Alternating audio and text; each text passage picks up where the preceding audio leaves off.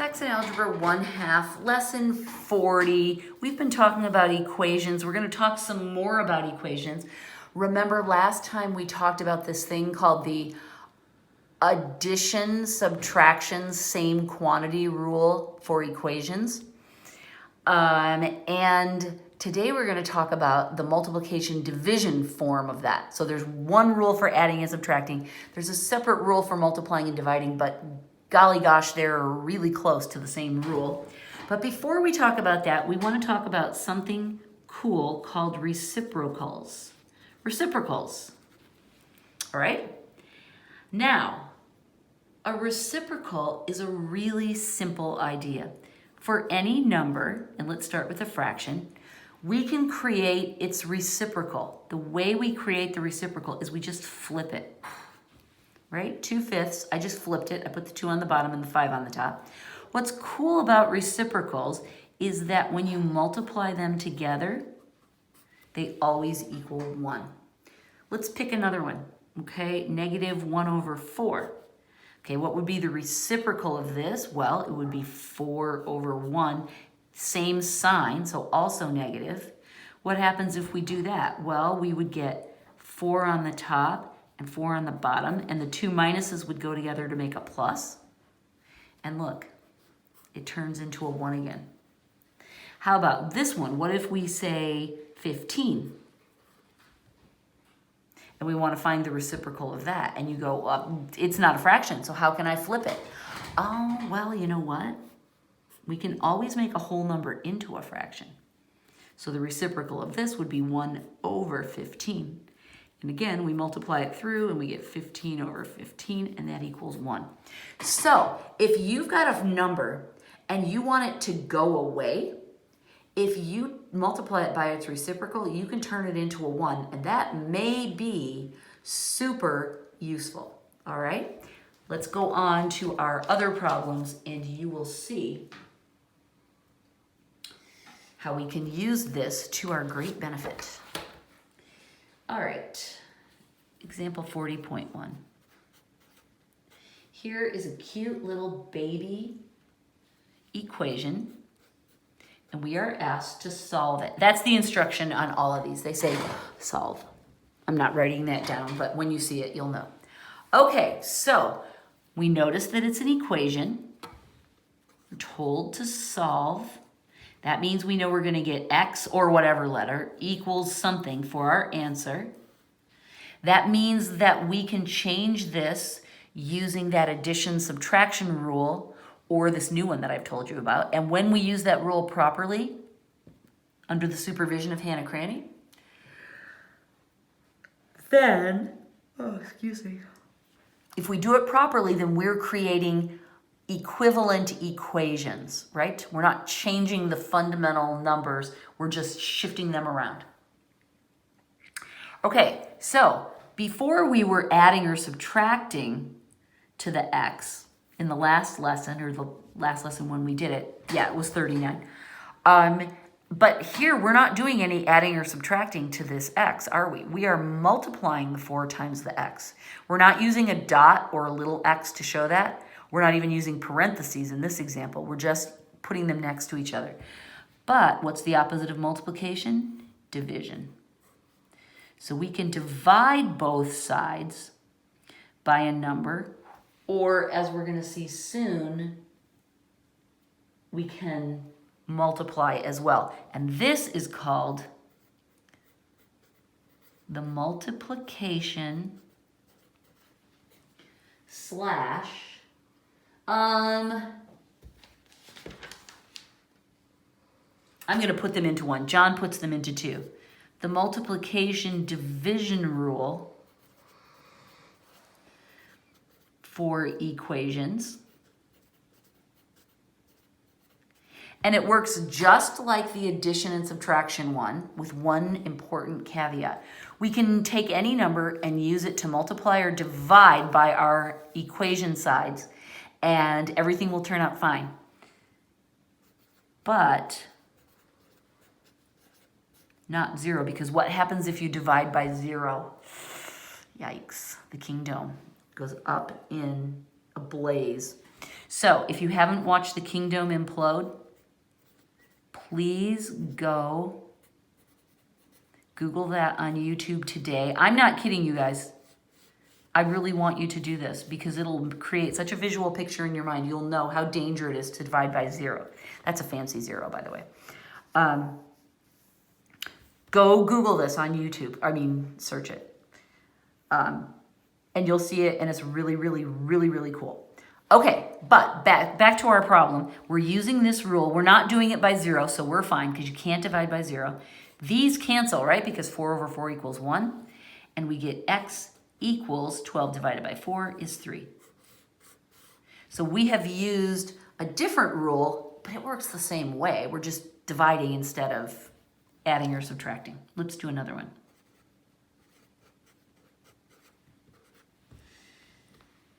Solve 2/3 y equals 1 over 5. Well, this looks a lot like this, doesn't it? Except it just has fractions in it. And we learned last time that that's pretty harmless, right? If you have fractions, you just deal with the denominators when you're adding or subtracting. But it's a little bit different when we're multiplying a fraction times, right? Here's, just to remind you of everything, this tells us it's an equation. We know we're gonna solve. We know we're gonna find x, or in this case, y, equals something. That's what our answer is gonna look like. We find our variable. We go, okay, what's happening to it and how do we undo that? It's being multiplied by 2/3. So we go, okay, that's fine. Here it was being multiplied by 4, we just divided by 4. So over here, I guess we just divide by 2/3. What? That looks really weird, doesn't it? But we can go, okay, well, that's probably equal to 1. I think we can cancel that. But look at this. Oh, no. We're going to learn how to simplify something like this, but we ain't there yet. And that is a hot mess, my friends. We do not want to deal with that at all. So let's go back to the beginning. Let's reboot this. 2 over 3 times y equals 1 over 5. What we're going to do is we're going to use our friends, the reciprocal. And I'll write I forgot the L. We're going to write a little rule about it in a minute, but I'll show you how it works. We're multiplying our variable by a fraction. We want to undo that multiplication, but we do not want to divide. So we multiply by the reciprocal, and look what happens. The reciprocal of this would be 3 over 2, right? And I'm going to put it in parentheses so it's really clear. All right? Hannah Cranny, multiplication division rule, got to do both sides. This now turns into, I'll write it down. You don't have to go to this much trouble once you get the hang of it. This turns into 6 over 6, which turns into 1, which, if we're multiplying 1 times y, we don't need to write that. 1 times anything is the same. So this, poof, it disappears, right? Not like the kingdom imploding. This is a nice disappearing. This is like an angel that has come to do you a service, fading back into the nether regions of heaven. So now this allows our fraction to be neutralized, and we just have a y here. And now we can easily do this multiplication, right? It would be 3 over 10. Love multiplying fractions because we don't need matching denominators. And this is the right answer. Okay, so we use the reciprocal instead of dividing fractions. We'll do that again in the next problem, I dare say.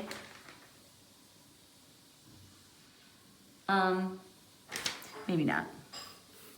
Remember this though. We'll talk about it some more, but multiplying by the reciprocal so you don't have to divide by a fraction is such a thing. Example 40.3. Solve. M over 3 equals 6. Okay, we have an equal sign. We know we're solving. M is our letter this time. That doesn't change anything. What is happening to our friend M? Well, he's being divided by 3. Well, we can't have that. So we're going to do the opposite of dividing. That's multiplying. So I'm going to use parentheses to show my multiplication. It just makes it super clear what we're doing. This cancels. 3 over 3 is equal to 1. And we get, I'm just going to write this way this time, M equals 18. That's our final answer. This format, I could have written it down. I guess I would prefer that. M equals 18. I would prefer this. When we get further into more complicated calculations, writing the answer off to the side will become a thing. But for now, I just want you to go straight down. That's 40.3.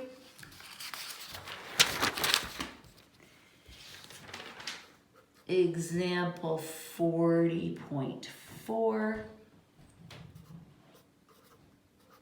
looks like this. 4x equals 3. Again, we see it's an equation. We want to solve it. There's our x. He's being multiplied by 4. We can divide this time because it's not a fraction, so we're not creating some horrendous monster. And we get x equals 3 over 4. That's pretty cute, right? I'm happy with that. 40.5, solve by dividing. Now this is how John writes this one. And he's kind of blowing our minds.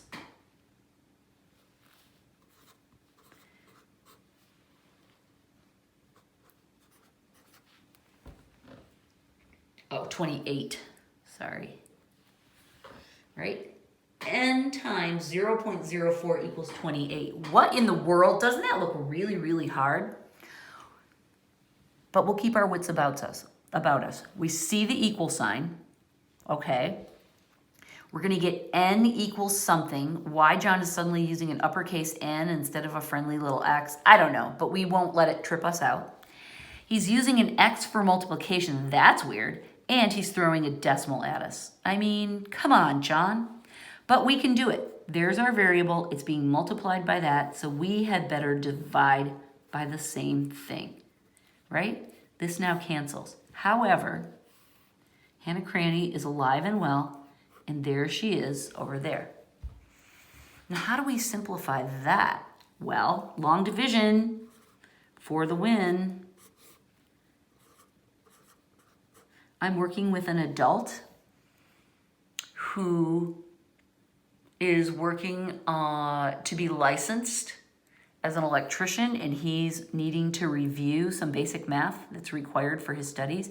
And I've been going through with him the rules for division. So let me remind you guys how they work too. If we have a decimal out here, we have drama. We have to move it to the edge of the number so there's no decimal in the number. So this one has to jump 1, 2 times to get out of harm's way. We have to jump the decimal in this one 2 times as well to keep it in balance.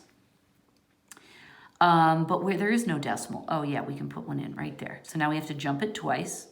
We put in 2 zeros, then we make that decimal really big. Then once we get the decimal settled in this number, we can just go straight up and plop it in the answer. All right, now we're dividing 4 into 2,800. This is much easier. 4 into 2 doesn't go. 4 into 28, oh heck yes. 4 times 7 is 28. We subtract and we're done. We got nothing but zeros. So we can fill this in and we get, I would write it right here if I could. N equals 700. Okay, so this one created a division problem for us that was a little bit drama, but it wasn't as hard as we thought. Okay, so don't let this freak you out when you get a slightly different presentation. There is not one like that in the practice. I'll show you. The practice problems always look cute. That's a fraction multiplying. We're going to want to use reciprocal for that one. I'll tell you right now. That one we can divide by 3. That one we can multiply by 3. That one we can divide by 4. Oops, better not do that. Let me just show you that one, although it's not one you need to do. This is 40D. 4x equals 1 over 3. We're told to solve. There's the equal sign, there's the x.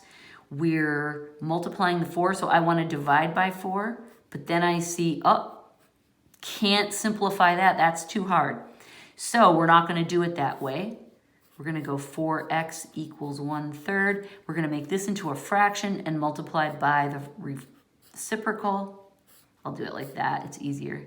And so then we have to do it over here as well. So x equals 1 over 12. Okay, so even if the number by your variable is a whole number, if you've got a fraction on the other side, use the reciprocal so that you don't create a mess like this. All right? Yay, we're done. 40 is done. And I will see you, not in the video chats, but on the interwebs next Monday. Bye.